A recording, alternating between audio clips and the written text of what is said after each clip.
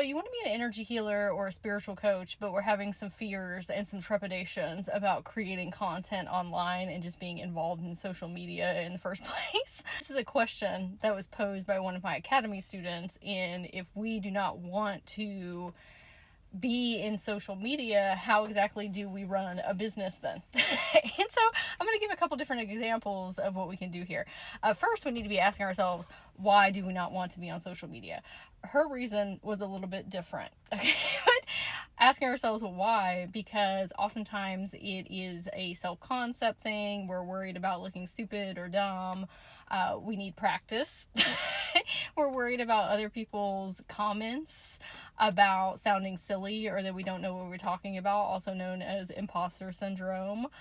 There's a million different things that could be going on energetically with our foundations of self. If that's not it though, and it's really just, I don't really want to be up in social media, when I asked her why, it's not necessarily the social media itself. It was more so not wanting to do it in a certain way. Okay? And this was coming up with scripted videos to share with others, basically doing mini classes in a minute, 5 minute, 10-minute format. And it didn't feel in resonance with her to do that. And I said, well, there's a million other ways that we can make social media posts to amplify our business and attract clients. One, you don't have to necessarily be on social media. If you live in a bigger town or city and is very populated, you can connect with different metaphysical shops. Maybe you can rent space out of there or host classes or sessions. You can do things in the park. You can rent rooms at your local library. There's a lot of different options, or yoga studios or massage studios. And you can do networking through Facebook groups or Eventbrite and things of that nature. So it's dependent upon how immersive you can be in your community and how well you can network if social media is not your thing. If you do feel like it is, because honestly, there's a lot more reach that you can have. What I explained to her was you can make channeled messages where you are talking, about a certain topic, and you riff on that, either for an individual person that you're talking to through the screen, and it's going to resonate with more than just one person, obviously, or you can do it for the collective as a whole. There is a really awesome spiritual mentor. If you want to check her out on TikTok, her name is Keisha the Priestess. She does other type of content as well, but one of the main video formats that she does is channeled messages about certain topics. So if you want to check that out. When I first started, I was making oracle card readings without me even in the video. It was the cards, and I was doing a voiceover until I found a little bit more confidence for me to start speaking on educational topics within spirituality. And y'all, I'm not gonna lie, when I first started making content, I would cry after every single video, and it would take me 3 hours to make a 1-minute video. And now, after doing it for a while, I can talk for 3 hours on something in front of a large group of people.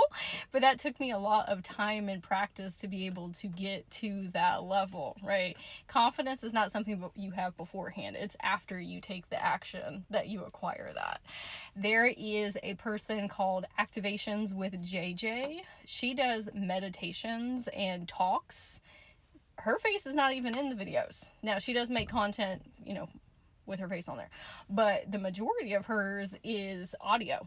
Okay, you could start a podcast if you want with another person.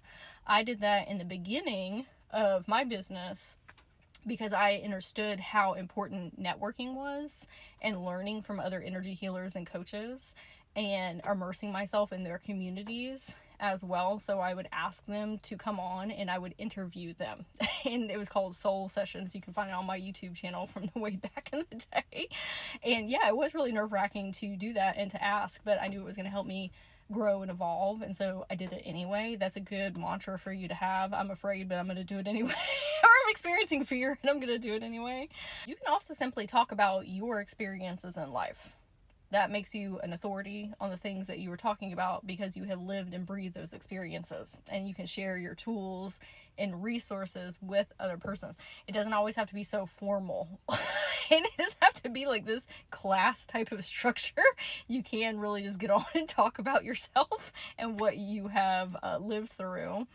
If you have clients that you work with already, you can share their stories with their permission, of course. That's the style that I do a lot for my Akashic record readings and my spiritual gift activations, or clients in my mentorships. I'll be like, hey, let me tell you what we found in their records, or the outcomes that we achieved, or the results that they were able to see in their life, or the thing. It's also okay to share random things for your life. Yeah, we want to convey to others what it is that we can offer with our skill sets and our tools, but people also want to know who you are. Okay? As the person behind the business, what is your personality? That is a great way for people to tell if they're going to vibe with you. Okay? If y'all have similar energetics, you can host masterclasses, workshops.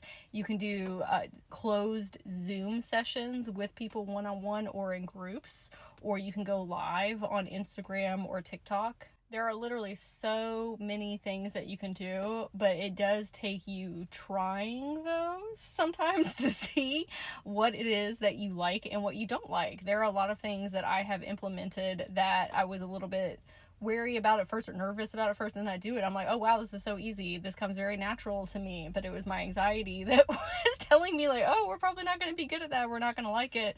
No, once I gave it a try, it did.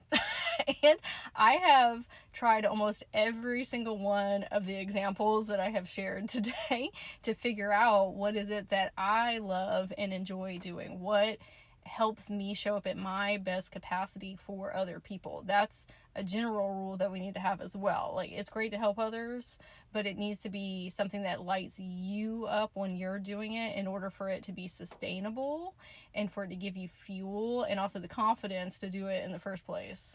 What I would suggest doing is, when you are scrolling on social medias, and maybe this looks like you going out and searching on social medias as well, when you come across a energy healer or coach doing a style of content sharing that piques your interest, and you say, oh, maybe I want to do that as well, bookmark it. And sit with yourself and say, if it was me doing this, how would I want to present it? You can also do that with content in general as well. If somebody is talking about something and you're like, oh, I really enjoy this, but I would talk about it in a different perspective, bookmark that as well and come back to it, and that can give you the inspiration for your own content, whatever way you choose to share it. I'd love to hear in the comments if you have any questions. I'm also going to be hosting a spiritual business class next month, and it's going to be things that I wish I would have known earlier on my journey or I had done differently to support me on my path. So if you want to stay updated on when that will be, you can go to my bio or check the comments and subscribe. Remember to give a follow, and I hope you have a super magical day.